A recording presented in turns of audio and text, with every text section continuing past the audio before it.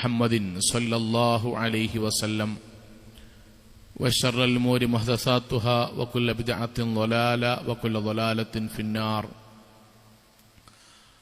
അഊദു ബില്ലാഹി മിനശ് ശൈത്വാനിർ റജീം. ബിസ്മില്ലാഹിർ റഹ്മാനിർ റഹീം.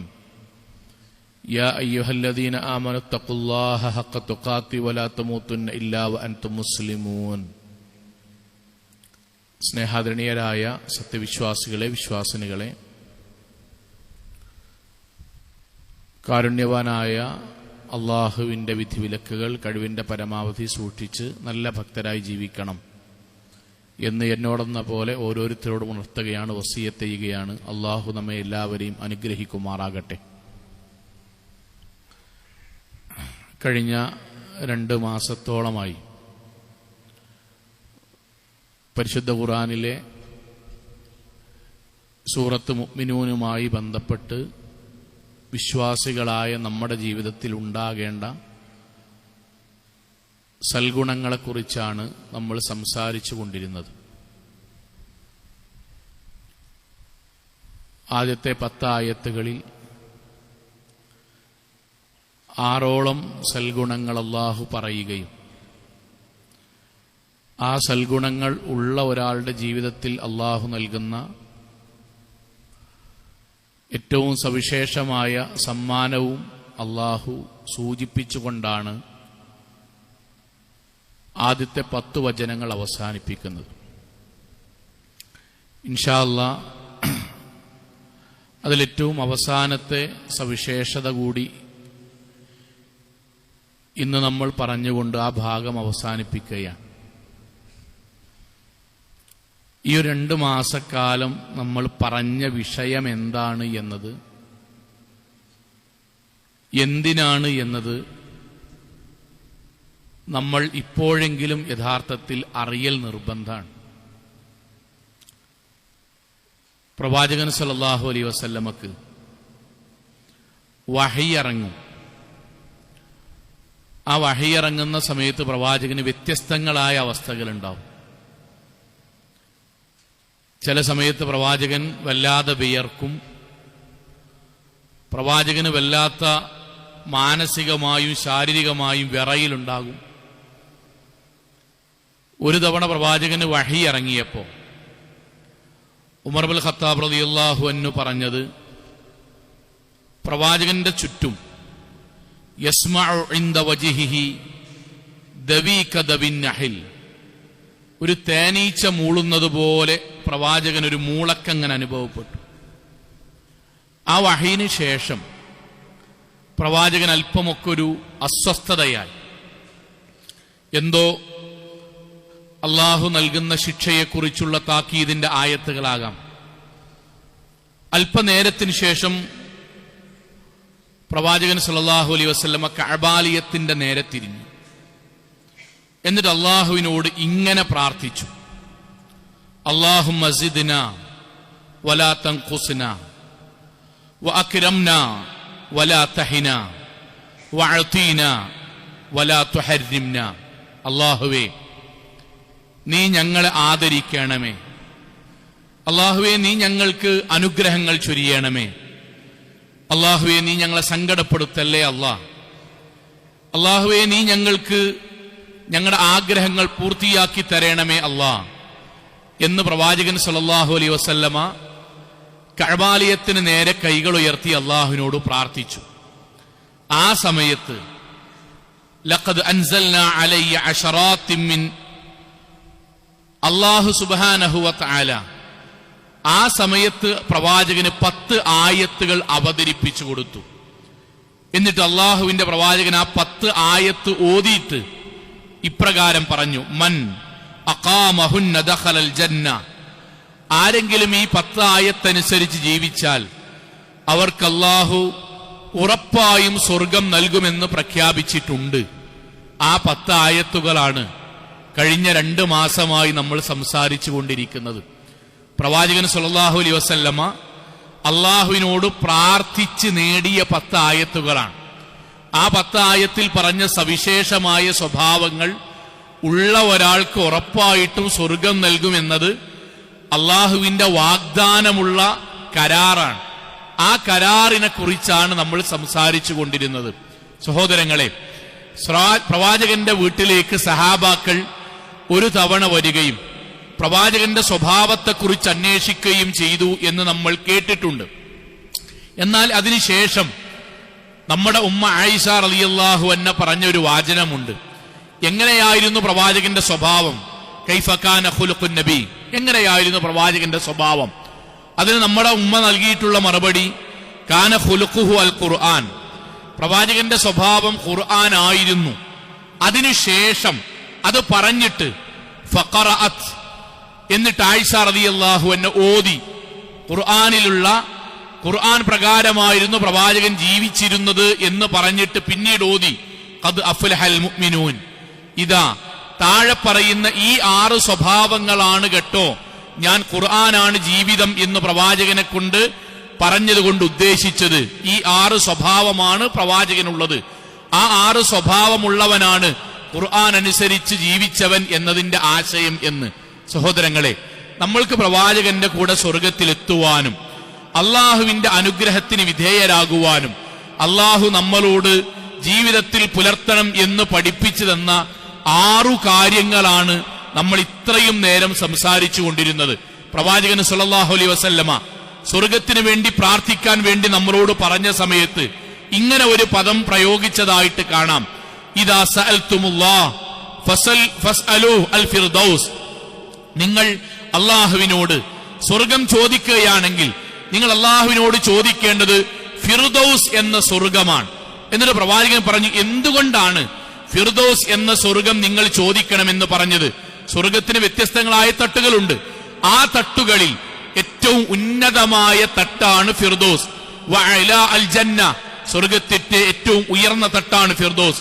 വമിൻഹു തഫജ്ജറൽ അൻഹാറുൽ ജന്ന, ആ ഫിർദൗസിൽ നിന്നാണ് സ്വർഗത്തിലേക്കുള്ള മനോഹരമായ പുഴകളും നദികളും ഒഴുകി പുറപ്പെടുന്നത്.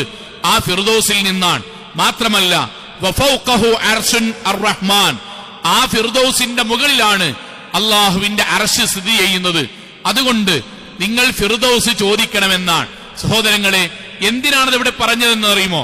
6 സ്വഭാവങ്ങളെ കുറിച്ച് നമ്മളോട് പറഞ്ഞതിനു ശേഷം ഖുർആൻ നമ്മൾക്ക് പറഞ്ഞു തരുന്ന വാചകം എന്തെന്നറിയുമോ?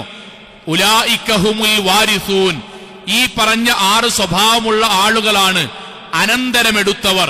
എന്തനന്തരമെടുത്തവർ? അല്ലദീന യരിസൂനൽ ഫിർദൗസ് ഹും ഫീഹാ ഖാലിദൂൻ, അവർക്കാണ് അല്ലാഹു ഫിർദൗസ് എന്ന സ്വർഗം കൊടുക്കുന്നത്. അവർ അതിൽ നിത്യവാസികളുമായിരിക്കും. സഹോദരങ്ങളെ, പറഞ്ഞതിന്റെ രത്നചുരുക്കം ഇതാണ്. നമ്മൾ സംസാരിച്ചു കൊണ്ടിരുന്ന 6 സ്വഭാവങ്ങളുണ്ടല്ലോ. ഒന്ന്, നമസ്കാരത്തിൽ ഭക്തിയുള്ളവരായിരിക്കും അവർ എന്നത്.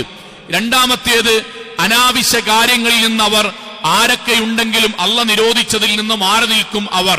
മൂന്നാമത്തേത്, സക്കാത്ത് കൃത്യമായി അർഹതപ്പെട്ട ആളുകൾക്ക് തന്നെ അവർ കൃത്യമായി നൽകുന്നവരായിരിക്കും. നാലാമത്തേത്, അവർ ലൈംഗിക വിശുദ്ധി കാത്തു സൂക്ഷിക്കുന്നവരായിരിക്കും.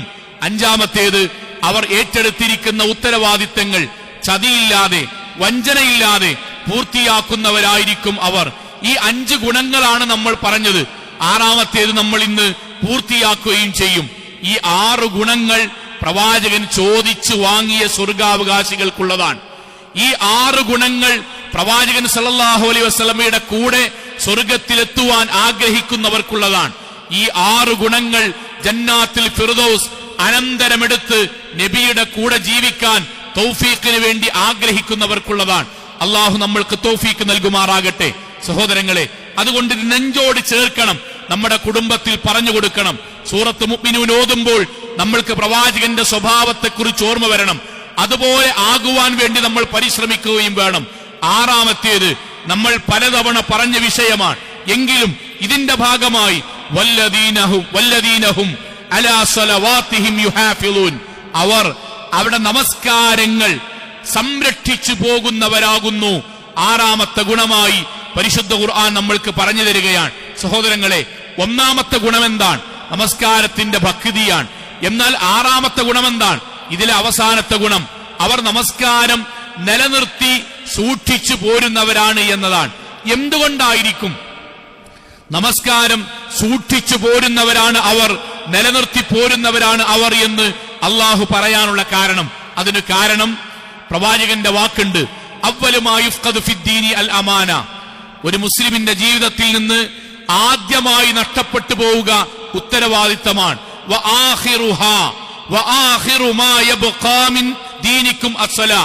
അവസാനമായി നമ്മുടെ ദീനിൽ ബാക്കിയാകും നമസ്കാരമാണ്.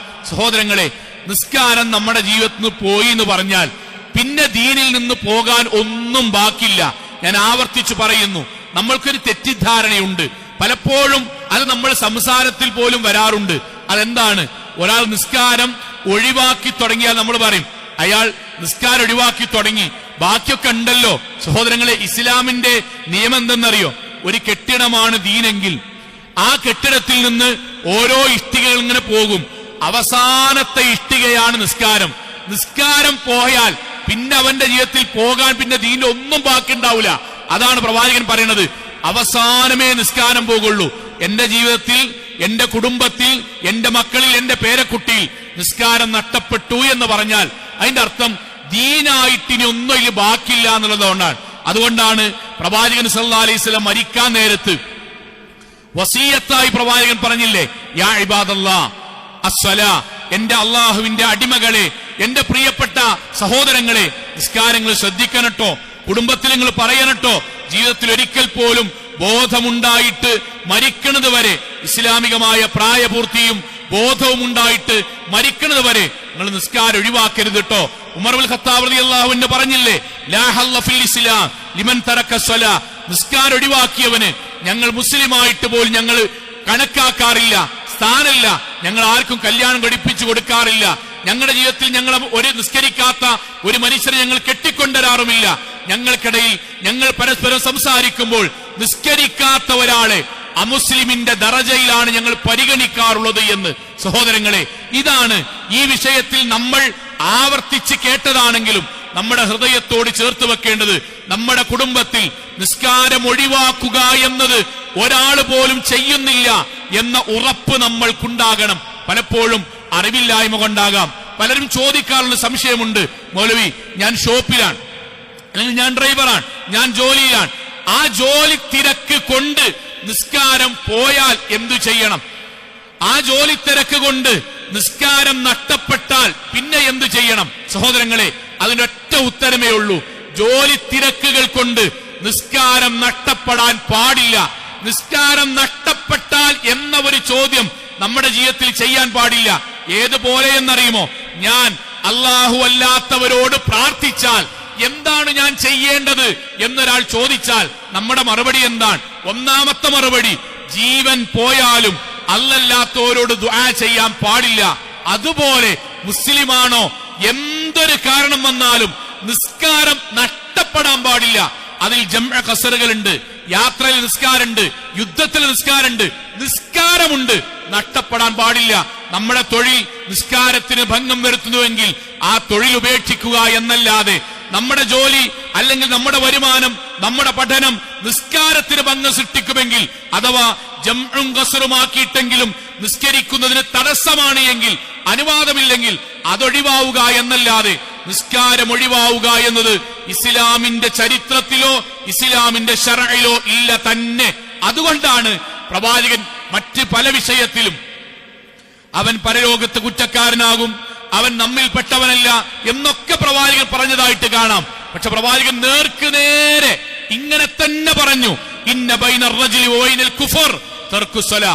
കാഫിറും മുസ്ലിമും നമ്മുടെ വ്യത്യാസം നിസ്കാരം ഒഴിവാക്കലാണ്. എന്നിട്ട് പ്രവാചകൻ വിശദീകരിക്കല്ല, ഒറ്റ വാചകത്തിൽ പറയാൻ, വമൻ തറക്കഹ, ഒരാൾ കല്യാണം, സൽക്കാരം, യാത്ര, ടൂറ്, കുടുംബം, പന്ത് കളി, നാട്ടിൽ കുട്ടികളുടെ പ്രോഗ്രാം സ്കൂളിൽ നടക്കുന്നു, അവിടെ പോയി വീഡിയോ എടുക്കണമെങ്കിൽ ചിലപ്പം നിസ്കാരം പോകും. അല്ലെങ്കിൽ ഏതെങ്കിലും പ്രോഗ്രാമിന് പോകുകയാണ്, ചങ്ങാതിമാരുടെ കൂടെ പോകുകയാണ്, സെവൻസ് കളിക്കാൻ പോകുകയാണ്, കാണാൻ വേണ്ടി പോകുകയാണ്, തക്കാരാണ്, ആശുപത്രിയിലാണ്, ജയിലിലാണ്, ഐസിയുവിലാണ്, എവിടെയായിക്കോട്ടെ, ബോധമുണ്ടോ, പ്രായപൂർത്തിയായോ, വെള്ളമില്ലേ, തയമ്മും ചെയ്യാം, നിൽക്കാൻ പറ്റൂലേ, ഇരുന്നിസ്കരിക്കാൻ പറ്റില്ല, കടന്നിസ്കരിക്കാം. അവനവന് തയമ്മും ചെയ്യാൻ കഴിഞ്ഞിട്ടില്ലെങ്കിൽ മനസ്സിൽ ഒന്നുണ്ടാക്കി നിസ്കരിക്കണം. നിസ്കാരം ആരെങ്കിലും ഒഴിവാക്കിയാൽ ഫഖദ് കഫറ, അവൻ ഇസ്ലാമികമായി കാഫറായി മാറിക്കഴിഞ്ഞു. ഇത് നമ്മുടെ ജീവിതത്തിൽ ഏറ്റവും പ്രധാനമാണ്. ഷാഫി ഇമാമിന്റെ ഒരു ഫത്വ ഉണ്ട്, നമ്മുടെ മക്കൾക്കൊക്കെ പറഞ്ഞു കൊടുക്കണം. ഞാനിത് പറയുന്നത് ഹോസ്റ്റലിൽ പഠിക്കുന്ന കുട്ടികളോട് നമ്മൾ വിളിക്കുമ്പം പഠനകാര്യം ചോദിക്കുമ്പം നമ്മൾ നിസ്കരിക്കണ കാര്യം പറയണം. അവർ ചെയ്യണ്ടാവും, എന്നാലും ബാപ്പാ നിലക്ക് ഉമ്മാ നിലക്ക് നമ്മൾ പറയണം. ഗൾഫിലുള്ള മക്കളെ വിളിക്കുമ്പം മക്കളെ നിസ്കാരം പോണില്ലല്ലോ എന്ന് പറയണം. ജോലി തിരക്കാണെങ്കിൽ ജമ്മും കസറാക്കിയിട്ടെങ്കിൽ നിസ്കരിക്കണം എന്ന് പറയണം. സഹോദരങ്ങളെ, ഷാഫി ഇമാമിനോട് അദ്ദേഹത്തിന്റെ ഒരു ഫത്വ കാണാം, നമസ്കാരവുമായി ബന്ധപ്പെട്ട ആ ഫത്വയിൽ കാണാം. നമ്മുടെ കയ്യിൽ ഒരു പാത്രത്തിൽ നിറച്ച് വെള്ളമുണ്ട്, ഒരു പാത്രത്തിൽ വെള്ളമുള്ളൂ. നമ്മുടെ മുന്നിലേക്ക് ദാഹിച്ച് പരവശനായി ഒരു മനുഷ്യൻ വരികയാണ്. അയാൾക്ക് ഈ വെള്ളം നമ്മൾ കൊടുത്താൽ അയാൾക്ക് ജീവൻ നിലനിൽക്കും. എന്നാൽ ഇത് കൊടുത്തിട്ടില്ലെങ്കിലോ ഒരു വേള അയാൾ പട്ടിണി കിടന്ന് മരിക്കും. പക്ഷേ നിങ്ങൾക്കറിയാം, അയാൾ നിസ്കാരം ഒഴിവാക്കുന്നവനാണ്, ഗൗരവമില്ലാത്തവനാണ്. രണ്ടാമത് നിന്റെ മുന്നിലേക്ക് ഒരു നായ വരുന്നു. നായ നാവ് പുറത്തേക്കിട്ട് മണ്ണ് കപ്പിയിട്ടാണ് വരുന്നത്. നായും ദാഹിച്ചു വരികയാണ്. ഈ പാത്രത്തിലെ വെള്ളം നായ കൊടുത്താൽ നായക്കും ചിലപ്പോൾ നായക്ക് ജീവൻ നിലനിൽക്കാൻ കിട്ടും. അഥവാ കൊടുത്തിട്ടെങ്കിൽ അതും ചത്തുപോകാൻ സാധ്യതയുണ്ട്. ഷാഫി ഇമാമിന്റെ ഫത്വ എന്താ രസങ്ങളെ? നിനക്കറിയാം ഇയാൾ നിസ്കാരം ഒഴിവാക്കുന്നതിൽ സങ്കടമില്ലാത്ത ആളാണ് എങ്കിൽ നീ ആ നായക്ക് വെള്ളം കൊടുക്കുക, അയാൾക്ക് വെള്ളം കൊടുക്കേണ്ടതില്ല. തെറ്റിദ്ധരിക്കരുത് കേട്ടോ. എന്നിട്ട് ഷാഫി ഇമാം ഇതിന് ദലീല് വേണ്ടേ? രണ്ടായത്ത് കൊടുത്തു. യഅ്കുലൂന വയതമത്തഊന കമാ യഅ്കുലുൽ അൻആം. അവരുണ്ട് ചിലർ, അവർ തിന്നുന്നു, കുടിക്കുന്നു, ആസ്വദിക്കുന്നു, ആനന്ദിക്കുന്നു. അവർ കന്നുകാലികളെ പോലെയാണ്. ഒന്നാമത്തെ ആയത്ത്. ഇപ്പോൾ ആരായി? നിസ്കരിക്കാത്തവൻ ആ നായക്ക് സമാനമായി. അദ്ദലീലു സാനി, രണ്ടാമത്തെ തെളിവ്, ബൽഹും അവൽ, അവർ കന്നുകാലികളെക്കാൾ നാൽക്കാലികളെക്കാൾ അധപ്പതിച്ചവനും പിഴച്ചുപോയവനുമാണ്.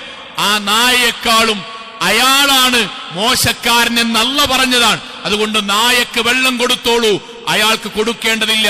സഹോദരങ്ങളെ, ഇത് ഫത്വയായി സ്വീകരിക്കാനല്ല, ഗൗരവം പറയാൻ വേണ്ടി ഷാഫി ഇമാം ഉദ്ധരിച്ചതാണ്.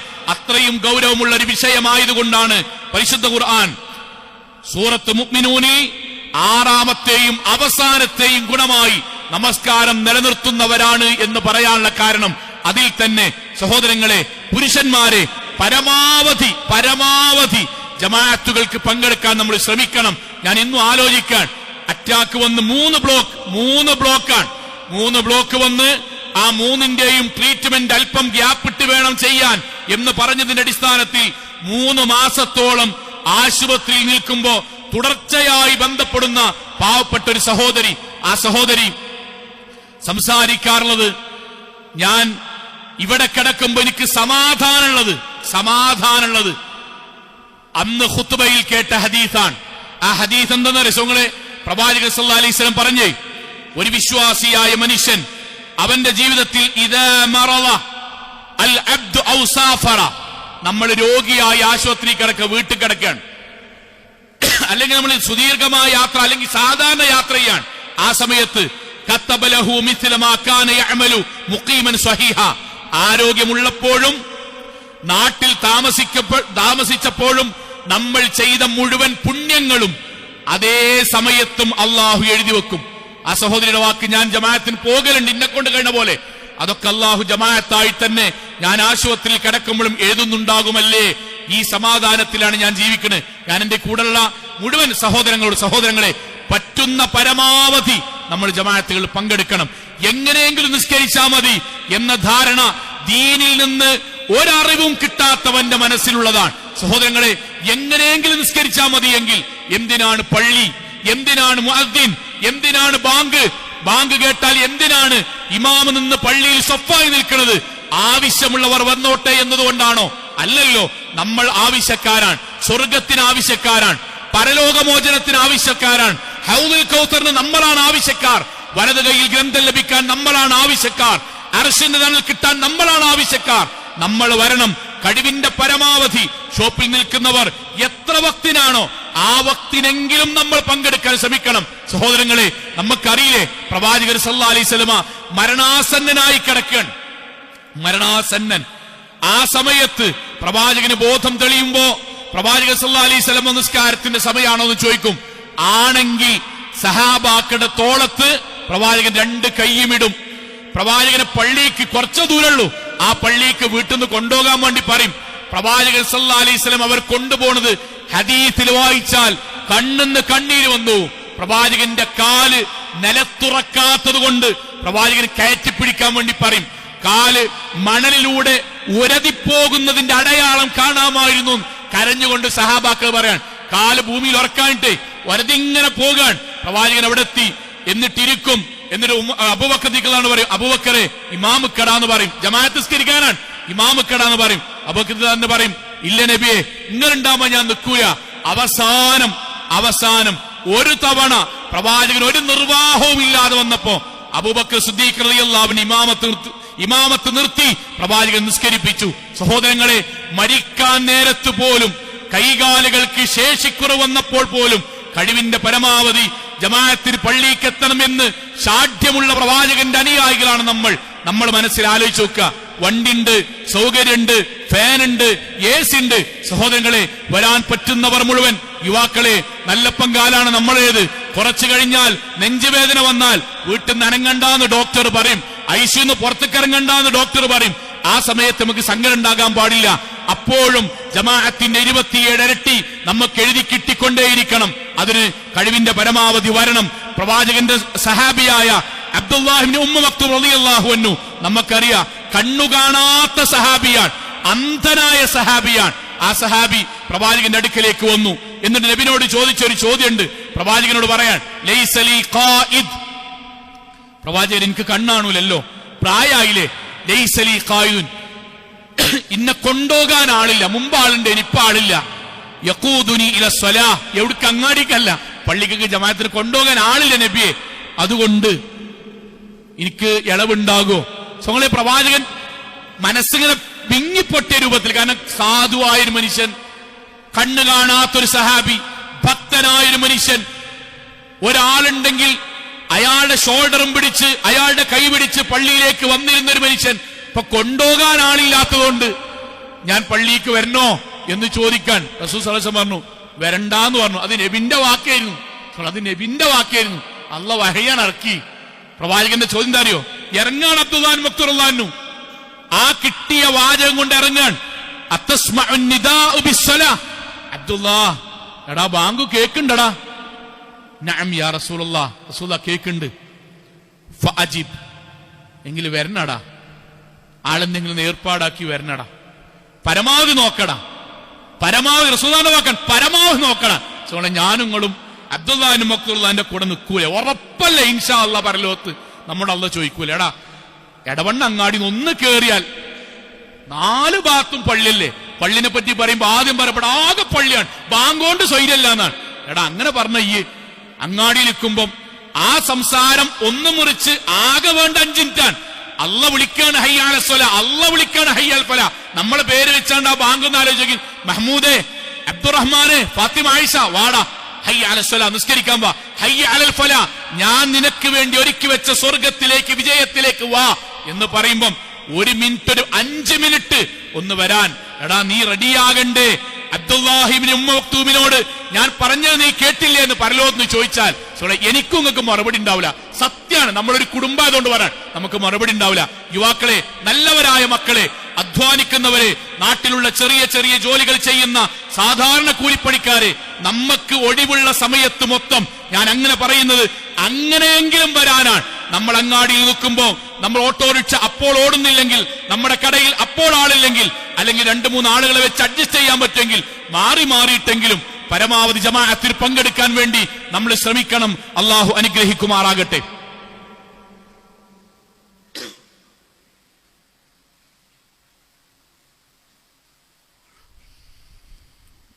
അൽഹംദുലില്ലാഹ് വസ്സലാത്തു വസ്സലാമു അലാ റസൂലില്ലാഹ് വഅലാ ആലിഹി വസഹ്ബിഹി അജ്മഈൻ.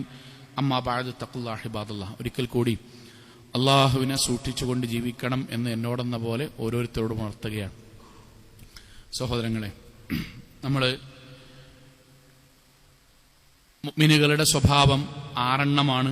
6ാമത്തതാണ് നമ്മൾ പറഞ്ഞ് അവസാനിപ്പിക്കണം. അതിൽ നിസ്കാരം ഒരിക്കലും പോകരുതെന്ന് പറഞ്ഞു. 2, പരമാവധി ജമാഅത്തിൽ പങ്കെടുക്കാൻ ശ്രമിക്കണം എന്ന് പറഞ്ഞു. 3-മത്തത് ഇതിന്റെ ഭാഗമായിട്ട് തന്നെ അഥവാ നമുക്ക് ജമാഅത്ത് നഷ്ടമായി, ഇപ്പൊ വീട്ടിലെ ഉമ്മാര് അല്ലെങ്കിൽ നമ്മൾ സ്കൂളിൽ അല്ലെങ്കിൽ സ്ഥാപനത്തിൽ ചിലപ്പോൾ നമ്മൾ വിചാരിച്ച സമയത്ത് പോകാൻ കഴിയാത്തൊരവസ്ഥ വന്നു. അങ്ങനെ വന്നാൽ നമ്മളെ മനസ്സിൽ എപ്പോഴാണോ ഏറ്റവും പെട്ടെന്ന് അത്രയും പെട്ടെന്ന് ആ ഇബാദത്ത് ചെയ്യണം. ഞാനിത് ഉമ്മമാരോടൊക്കെ പറയാൻ കാരണം, ഉമ്മാരെ നമുക്ക് ആകെ അള്ളാഹുവിന്റെ മുന്നിൽ നമ്മളോടൊന്ന് വെറുതെ ആലോചിക്കും. നമുക്കൊരു ഹിജറ പോകേണ്ടി വന്നിട്ടില്ല, ഒരു ഇസ്ലാമിന്റെ മാർഗത്തിൽ ഒരു യുദ്ധം നമ്മുടെ ജീവിതത്തിൽ വന്നിട്ടില്ല. നമ്മളാരും പ്രവാചകൻ സല്ലല്ലാഹു അലൈഹി വസല്ലമയുടെ കാലഘട്ടത്ത് പട്ടിണി കൊണ്ട് ദീനിയായതിന്റെ പേരിൽ ബഹിഷ്കരണം ഏറ്റുവാങ്ങി പച്ചില ഒന്ന് തിന്നാൻ കിട്ടാനിട്ടേ റസൂൽ സല്ലല്ലാഹു അലൈഹി വസല്ലമ ഇല മരത്തുമെന്ന് പറിച്ചെടുത്താണ്ട് ഇങ്ങനെ സഹാബാക്കൾക്ക് തിന്നാൻ കൊടുത്തിരുന്നു. സഹാബാക്കളുടെ വാചകം കേട്ട് നമുക്ക് സങ്കടം വരും. എന്താ അവർ പറഞ്ഞറിയോ? മരത്തിന്റെ ഇലയും മരത്തിന്റെ തോലും കഴിച്ചിട്ട് ആട് കാഷ്ടിക്കുന്ന പോലെയായിരുന്നു ഞങ്ങൾ കാഷ്ടിച്ചിരുന്നത്.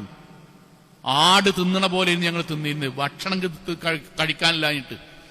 പറഞ്ഞത് ഇതൊന്നും നമ്മുടെ ജീവിതത്തിലില്ല. നമുക്കാകെയുള്ള കുറച്ച് ഇബാദത്താണ്. ഇപ്പൊ തന്നെ നമ്മുടെ വയസ്സും നമ്മുടെ ആരോഗ്യം ഒന്ന് ആലോചിച്ച് നോക്കി.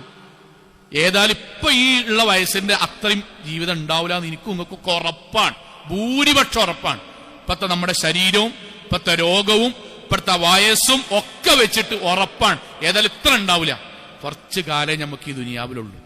അത്രയും കാലം പരമാവധി നമുക്ക് അള്ളാഹിനോട് അടുക്കാനുള്ളതാണ് നമ്മുടെ ആരാധനകളും പള്ളിയും നിസ്കാരമൊക്കെ. അത് മുടക്കം വരാതെ നമ്മൾ ചെയ്താൽ നമുക്കൊരു സന്തോഷം ഉണ്ടാവും. എപ്പോഴാണോ ജമാഅത്ത് നമുക്ക് അഥവാ മിസ്സായാൽ ഉടനെ നിസ്കരിക്കുന്ന ഒരു പ്രവണത നമുക്കും കുടുംബത്തിലുണ്ടാകണം. ഉമ്മാരെ, വീട്ടിലത്തെ എല്ലാ ജോലിയും കഴിഞ്ഞ് എല്ലാം കഴിഞ്ഞിട്ട് അവസാനം അസറിന്റെ തൊട്ട് മുന്നേ ളുഹർ നിസ്കരിക്കുക, മഗ്‌രിബിന്റെ തൊട്ട് മുന്നേ അസർ നിസ്കരിക്കുക. അങ്ങനെ ഒരു പ്രവണത ഉണ്ടാകരുത് മക്കളെ. സൂര്യൻ ഉദിച്ച് കുറച്ച് കഴിഞ്ഞിട്ട് 6:15 എഴുന്നേറ്റ് നിസ്കരിക്കുക, അല്ലെങ്കിൽ 6:45 എഴുന്നേറ്റ് നിസ്കരിക്കുക. അതൊരു പ്രശ്നമല്ല എന്ന് വരരുത്. നമുക്കൊക്കെ നമ്മൾ അങ്ങാടിയിൽ നിന്ന് ബാങ്കൂര് ഭാഗത്ത് അങ്ങനെ കൊടുക്കുക, അത് സാരല്ല, അത് കുറച്ച് 27 കൂലിട്ടണ ഓല് പോയാൽ മതി. അങ്ങനെ ഉണ്ടാകരുത് സൗങ്ങളെ, അങ്ങനെ ഉണ്ടാകരുത്. അതേ നമ്മളെ ഈ പള്ളിയിൽ നിന്ന് എടുത്താണ്ട് തൊട്ടടുത്തേക്ക് തന്നെ കൊണ്ടുപോകുമ്പം ഈ നാട്ടിലത്തെ ആൾക്കാരൊക്കെ പറയും, പള്ളിന്റെ തൊട്ടടുത്തതിന് മൂപ്പരെ വീട്, പള്ളിന്റെ തൊട്ട് താഴേന് മൂപ്പരെ വീട്. എന്നിട്ട് ആ പള്ളിക്കെന്ന് ബാങ്ക് കൊടുക്കുമ്പോ അങ്ങാടിയിൽ അങ്ങനെ ഇരിക്കും, എവിടേക്കും അയാൾ പോകൂല. എപ്പോഴെങ്കിലും പോയിട്ട് അവസാനം കൂത്തകം പറഞ്ഞ് നിസ്കരിക്കണത് കാണാം. അങ്ങനെ പറയുന്ന ഒരാളായിട്ട് നമ്മൾ മാറരുത്. എന്തുകൊണ്ട് എന്ന് പറഞ്ഞ ഒരൊറ്റ ഹദീസ് പറഞ്ഞ് അവസാനിപ്പിക്കാൻ. അങ്ങനെ ഉണ്ടാകരുതെന്ന് ഞാനൊരു വെറും വർത്താനല്ല പറഞ്ഞു. റസൂൽ സല്ലല്ലാഹു അലൈഹി വസല്ലം പറയാട്ടോ, റസൂൽ സല്ലല്ലാഹു അലൈഹി വസല്ലം പറയാൻ യജ്ലിസു ആകരുതെന്ന് വേണ്ട. റസൂൽ പറയാൻ ഇരിക്കുക. യർഖബു അശംസ്, എന്നിട്ട് ഇങ്ങനെ സൂര്യൻ അസ്തമിക്കണത് വരെ കാത്തിക്കുക. എന്ന് പറഞ്ഞാല് പത്രം വായിച്ചിട്ടോ TV കണ്ടിട്ടോ വർത്താനം പറഞ്ഞിട്ടോ ആയിട്ടില്ലല്ലോ റസൂൽ സല്ലല്ലാഹു അലൈഹി വസല്ലം വാക്കാൻ ആയിട്ടില്ലല്ലോ, 5 മണിക്കൂറുണ്ടല്ലോ എന്നിങ്ങനെ പറഞ്ഞു നിൽക്കുക. ഹത്താ ഇദാ കാനത്ത് ബൈനൽ ഖർനൈൻ അശ്ശൈത്വാൻ എന്ന് പറഞ്ഞാൽ സൂര്യൻ അസ്തമിക്കുന്നത് വരെ ഇങ്ങനെ വർത്താനം, വേറൊന്നുമില്ല, ഇങ്ങനെ പറഞ്ഞു നിൽക്കുക. അതിന്റെ ഇടയ്ക്ക് ഒരു 10 മിനിറ്റ് ഗ്യാപ്പ് കിട്ടിയ അപ്പൊ പോയി ഒന്നുമില്ല, അങ്ങനെ വർത്താനം പറഞ്ഞ് സമയമുണ്ടല്ലോ എന്ന് വിചാരിക്കുക. ആ സമയത്ത് ഖാമ, അവൻ എഴുന്നേൽക്കും. എന്നിട്ടോ ഫനഖറഹ അർബഅൻ, എന്നിട്ട് 4 റക്അത്ത് പെട്ടെന്ന് അവൻ കോഴി കൊത്തുന്നത് പോലെ നിസ്കരിക്കും. റസൂൽ സല്ലല്ലാഹു അലൈഹി വസല്ലം പറയട്ടെ, ലാ യദ്കുറുല്ലാഹ ഫീഹാ ഇല്ലാ ഖലീല, അവനാകെ നിസ്കാരത്തിൽ കുറച്ചു നേരെ പടച്ചോനെ ഓർക്കാൻ സമയം കിട്ടുള്ളൂ. റസൂൽ സല്ലല്ലാഹു അലൈഹി വസല്ലം വാക്ക് അവസാനിപ്പിക്കണേ, തിൽക സ്വലാത്തുൽ മുനാഫിഖ്. എടാ, അത് അള്ളാഹ്ക്ക് ഇഷ്ടമല്ലാത്ത മുനാഫിക്കിന്റെ നിസ്കാരാട്ടോ. പറ്റുന്ന പരമാവധി സഹോദരങ്ങളെ ജമാഅത്തായി നിസ്കരിക്കുക. ജമാഅത്ത് നഷ്ടായാൽ സഹോദരിമാരെ, വീട്ടിൽ നിന്ന് ബാങ്ക് കൊടുത്ത ഒരു 10-15 മിനിറ്റിനുള്ളിൽ വീട്ടിൽ നിന്ന് നിങ്ങൾ നിസ്കരിക്കുന്ന സ്വഭാവം ഉണ്ടായാൽ മക്കൾക്കും കുടുംബത്തിനൊക്കെ ബോധ്യപ്പെടും. നിസ്കാരം എന്ന് പറഞ്ഞാൽ അവസാനത്തേക്ക് നീട്ടിയേക്കേണ്ട ഒരു കാര്യമല്ല, അത് ഏറ്റവും ആദ്യം നിർവഹിക്കേണ്ട കാര്യമാണ്. അത് കഴിഞ്ഞിട്ടാണ് ബാക്കിയെല്ലാം എന്ന് വന്നാൽ ജീവിതത്തിൽ ബർക്കത്ത് ഉണ്ടാകും, അള്ളാഹുവിന്റെ സംരക്ഷണം ഉണ്ടാവും, നമ്മുടെ ജീവിതത്തിൽ പടച്ചോൻ അനുഗ്രഹങ്ങൾ ഉണ്ടാകും. അള്ളാഹു നമ്മെ അനുഗ്രഹിക്കുമാറാകട്ടെ. സഹോദരങ്ങളെ, 6 സ്വഭാവം പറഞ്ഞ് 6ഉം പരമാവധി ജീവിതത്തിൽ പുലർത്താനും അതുവഴി നബിയുടെ സ്വഭാവം പോലെയാകാനും അതുവഴി അള്ളാഹു ഒരുക്കിയ ഫിർദൗസ് എന്ന സ്വർഗത്തിൽ എത്തിപ്പെടാനും നമ്മൾ പരിശ്രമിക്കുക. അള്ളാഹു അനുഗ്രഹിക്കുമാറാകട്ടെ. നമ്മുടെ ജീവിതത്തിൽ വന്നുപോയ ചെറുതും വലുതുമായ മുഴുവൻ തെറ്റുകുറ്റങ്ങളും റഹ്മാനായ നാഥ നീ ഞങ്ങൾക്ക് വിട്ടുപുറത്ത് മാപ്പാക്കി തന്നെ റഹ്മാനെ. കത്തിയാൾ നരകത്തിൽ നിന്നും കഠിനമായ ശിക്ഷയിൽ നിന്നും അതിശക്തമായ പരലോകത്തിലെ വിചാരണയിൽ നിന്നും നാഥ നീ ഞങ്ങളെല്ലാവരെയും കാത്തുരക്ഷിക്കണമേ റഹ്മാനെ. അള്ളാഹുവേ, സൂറത്ത് മുഅ്മിനൂനിൽ നിനക്കിഷ്ടപ്പെട്ട ആളുകളുടെ സ്വഭാവങ്ങൾ പറഞ്ഞ മുഴുവൻ സ്വഭാവങ്ങളും ജീവിതത്തിൽ പുലർത്തുവാനും അതുവഴി അംബിയാ മുർസലീങ്ങളുടെ കൂടെ സ്വർഗത്തിൽ എത്തിച്ചേരാനും നീ ഞങ്ങൾക്ക് തൗഫീഖ് നൽകണമേ റഹ്മാനെ. അള്ളാഹുവേ, നമസ്കാരം നിലനിർത്തുവാനും പരമാവധി ജമാഅത്തായി നമസ്കരിക്കുവാനും അഥവാ വല്ല നഷ്ടങ്ങളും പറ്റിയാൽ വളരെ പെട്ടെന്ന് തന്നെ പൂർത്തിയാക്കാനും അതുവഴി അള്ളാഹുവിന് പ്രിയപ്പെട്ടവരായി മാറുവാനും നാഥ നീ ഞങ്ങൾക്ക് തൗഫീഖ് നൽകണമേ റഹ്മാനെ. അള്ളാഹു, ഞങ്ങളുടെ മാതാപിതാക്കൾ, ഉസ്താദുമാർ, ഗുരുനാഥന്മാർ, ഞങ്ങളുടെ ജീവിതത്തിൽ സഹായിച്ചവർ നാഥ നീ എല്ലാവർക്കും സ്വർഗം നൽകി അനുഗ്രഹിക്കണമേ റഹ്മാനെ. അള്ളാഹു, ഞങ്ങളുടെ വരുമാനങ്ങളിൽ നീ ബർക്കത്ത് ചൊരിയണമേ റഹ്മാനെ. അള്ളാഹു, ഞങ്ങളുടെ കുടുംബജീവിതത്തിൽ സമാധാനവും സന്തോഷവും നൽകി നീ അനുഗ്രഹിക്കണമേ റഹ്മാനെ. അള്ളാഹു, ലോകത്തിന്റെ വ്യത്യസ്ത ഭാഗങ്ങളിൽ കഷ്ടതകൾ അനുഭവിക്കുന്ന സാധുക്കളായ സഹോദരങ്ങൾക്ക് നാഥ സമാധാനവും സന്തോഷവും നൽകി നീ അനുഗ്രഹിക്കണമേ റഹ്മാനെ. അള്ളാഹുവേ, വിദേശ നാടുകളിൽ കഠിനാധ്വാനം ചെയ്യുന്ന ഞങ്ങളുടെ ബന്ധുമിത്രാദികൾക്ക് നാഥ സമാധാനവും സന്തോഷവും ബർക്കത്തും നൽകി നീ അനുഗ്രഹിക്കണമേ റഹ്മാനെ. അള്ളാഹുവേ, ലോകത്ത് എവിടെ വെച്ച് എങ്ങനെ മരണപ്പെടേണ്ടി വന്നാലും ശിർക്കില്ലാതെ, ബിദ്അത്തില്ലാതെ, ഖുറാഫാത്തില്ലാത്ത ധീര മുവഹിദുകളായി ജീവിച്ച് മരണപ്പെട്ടു പോകാൻ നാഥ നീ ഞങ്ങളെല്ലാവരെയും അനുഗ്രഹിക്കണമേ റഹ്മാനെ. اللهم اغفر للمؤمنات والمسلمين والمسلمات الأحياء منهم والأموات إنك مجيب الدعوات يا قاضي الحاجات. اللهم أجرنا من النار، اللهم أجرنا من النار، اللهم أجرنا من النار. ربنا آتنا في الدنيا حسنة وفي الآخرة حسنة وقنا عذاب النار. آمين آمين آمين برحمتك يا أرحم الراحمين.